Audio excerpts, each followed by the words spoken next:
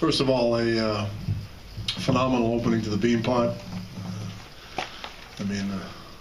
Harvard's a heck of a hockey team, well coached. Made a heck of a game with them in overtime earlier in November.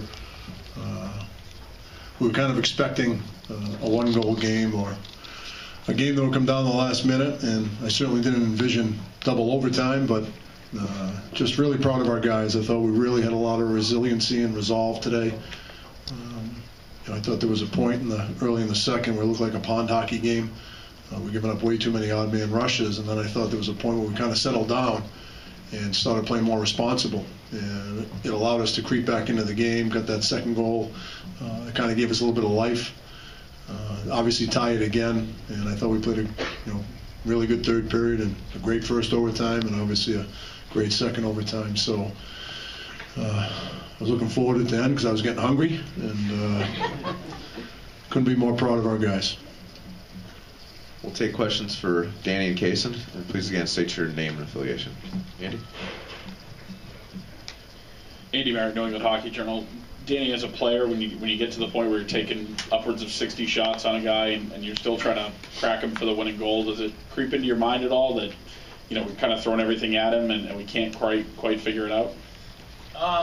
Not really. As the game went on, it got a little frustrating for me, I know, because I had plenty of chances to score early on, but we just kept saying we're just going to keep doing the same things, same little things get to the net, and good things will happen. So it wasn't too bad. Rich Thompson, Boston Herald. Danny, just when you see Evan get the puck like that, did you just instinctively know what to do? Yeah, I've been lucky enough to play with Evan for a while now, so I know he's a great player, and so I just kind of put my head down into the net and knew he would find me, and yeah, he did just that. So. Scott? Scott Weckert, U.S. College Hockey Online. So talk about the fatigue factor. This is probably the longest college hockey game either of the two of you have ever played. To what degree did it affect the two of you and your teammates? And it certainly looked pretty good from a shot standpoint as the game wore on. So talk about conditioning. Well, obviously we were getting pretty tired after two overtimes, but we have a great strength and conditioning coach, Amarando, and he's been training for these moments all summer long and all season long. So we were definitely conditioned out there. As the intermissions go by, you gotta drink Gatorade and stay hydrated and drink water and make sure you're doing all the little things in the locker room to stay ready to go. Get some food in you, obviously. We just knew that we could battle. We could roll our lines. We had trust in each other, so we knew we could come out and battle for however long the game lasted. Hey guys, Brian O'Connor, ESPN Boston. It was pretty obvious to those of us up on the ninth floor that Harvard's goalie had either pulled something or was cramping up. So was there a sense of like that shark in the water feel? Did you just decide to really get after him, especially at the start of that second overtime? Yeah, I think we noticed it on the bench with a couple minutes left in the first overtime, and I mean, just guys on the bench saying throw pucks at him. He looks hurt. We mentioned in between after the first overtime too. So yeah, I think we had a little bit of that in our minds, just kind of getting pucks to the net. He's probably hurt a little bit. Oh yeah, same thing. We noticed it every time we went back in our end. He was kind of hunched over, kind of holding his arm. So never want to see a guy get hurt, but that was our mindset. We just want to throw the pucks in the net and maybe he'll give up a soft one or something like that. Take one last one here. Guys, Julie Robenheimer from HockeyBuzz.com. Guys, can you just talk about finally getting a win here at the Beanpot? And Danny, for you, against your brother? Yeah, definitely a special feeling. I was, 0 for my first 5, but I think, this is probably the biggest one, so I guess I saved the best for last. But it was just a great game, and, really excited to get to a Beanpot final. Obviously, it's been a dream my whole life to win one, so first step was today, and it happened against my brother, which I will make sure not to bring up too much at home, but yeah, it's definitely a great game. Yeah, same. I've been here it's my 4th year here, so we haven't had much success in the Beanpot while I've been here, so I was really just kind of, no, I wasn't nervous, but I was just every time they had a shot on that, I was like, oh, like please don't trickle in somehow. But I think we worked really hard, and we were really, really excited. Everyone's really excited, and we just can't wait to play the finals next week. Cason, Danny, thanks for your time, guys. You guys can head back to the locker room. Questions for Coach Quinn? David, Jim Conley from U.S. College Hockey Online. I know it's been kind of the story of your season, the ability to perform late in games, but did you feel your team continually getting stronger as that game went on? Yeah, like I said, I thought early in the second we really got away from playing responsible hockey. I thought we had a pretty good first. They had a couple power plays, which I thought, skewed the first period a little bit. But, we gave up that goal early in the second. I thought we got deflated. And I thought all of a sudden, we looked like we were pressing and acting like there were 2 minutes to go in the game when we had, almost 2 full periods.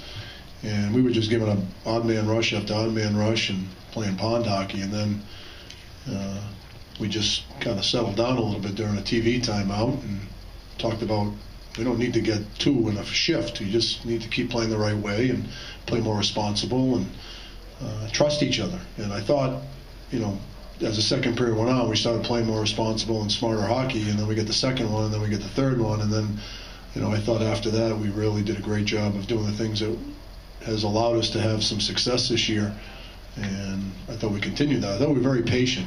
It can get frustrating when you get a lot of shots and some chances. All of a sudden you can, press and get frustrated. I thought we did a good job of not getting frustrated and not pressing and being patient. And I thought we just stuck to doing the things that we were going to need to do in order to score a goal, and we did it. Hey, Coach. Brian O'Connor, ESPN Boston.